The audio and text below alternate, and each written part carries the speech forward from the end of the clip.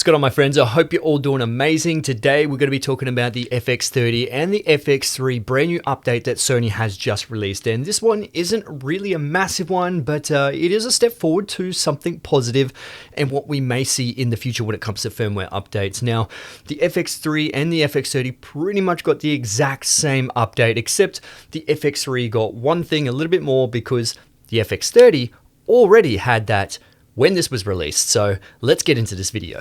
So we'll talk about the FX30 because I have the FX30, and like I said, the FX3 has only one more update that's completely different to this because this already had it. But we have to talk about the first one, which is DCI 4K. Now, DCI 4K essentially is 1496 by 2160, whereas your regular 4K is 3840 by 2160. So it's just a little bit taller. Now, I am used to shooting DCI 4K when it comes to my FX6 because I always shoot in DCI 4K.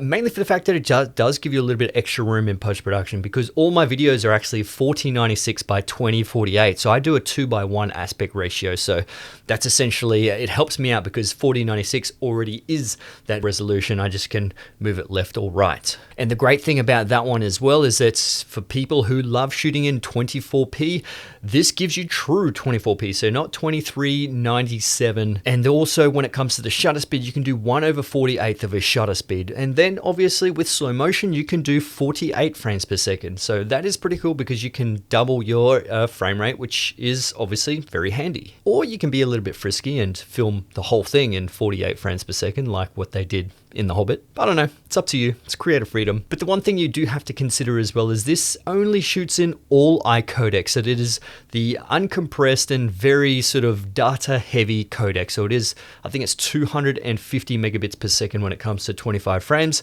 and then 500 megabits per second when it comes to 50 frames per second. Now also there is to note that you can't do 24 frames in just your regular 4K UHD, which is a little bit weird. I'm not sure why they did that. There's a few questionable things that Sony tends to do when it comes to these firmware updates, but hey, you can't do it. So if you do need to film in that DCI 4K, just switch over to that all-I codec. Now, the biggest one that I love is anamorphic desqueeze. Now, I use all the Sirui anamorphic lenses when it comes to the full frame ones and also these APS-C ones. So I've got in the APS-C, I think it's 24, 35, 50, and 75 millimeter ones that I've got. And then full frame, I've got the whole full frame range. But the great thing is you can do inbuilt 1.3 times anamorphic desqueeze. So that's really good because when you look at the image on the back, it's fantastic.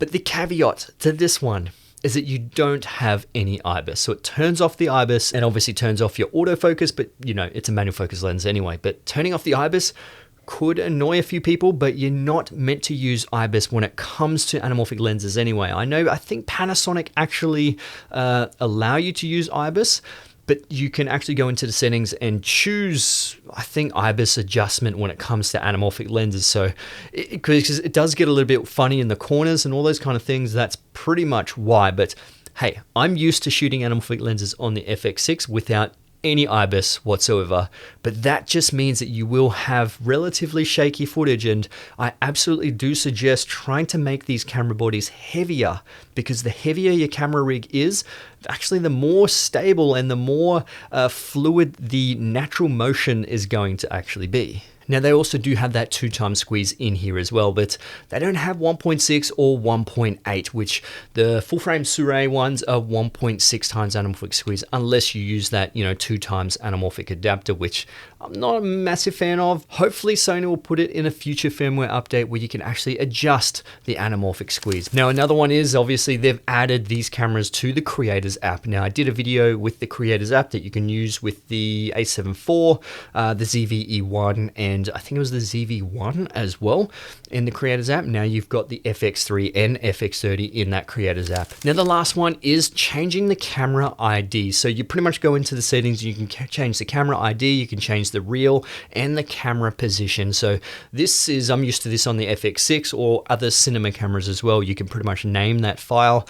Really just depends on your workflow. It won't really suit many people, but because this is a cinema line camera, they're trying to put in these cinema features in there. But in saying that, they still don't have shutter angle, they still don't have false color, and OpenGate. I really would love OpenGate in the FX6. I actually asked Sony headquarters when I was in Japan about OpenGate in my FX6. So fingers crossed. I don't know if they're going to bring it, but who knows? This is, like I said, a step forward into that direction of getting some firmware updates into these bodies, which is really good. And bringing it back to the start with the FX3, they actually put breathing compensation in there. So a lot of people with the A7S III are going to be a little bit annoyed with this one because the A7S III essentially is the FX3, but that doesn't have breathing compensation. Now the FX3 does, which is interesting, and I'm thankful that they're actually doing that in the cinema line cameras, because the cinema line cameras are meant to be,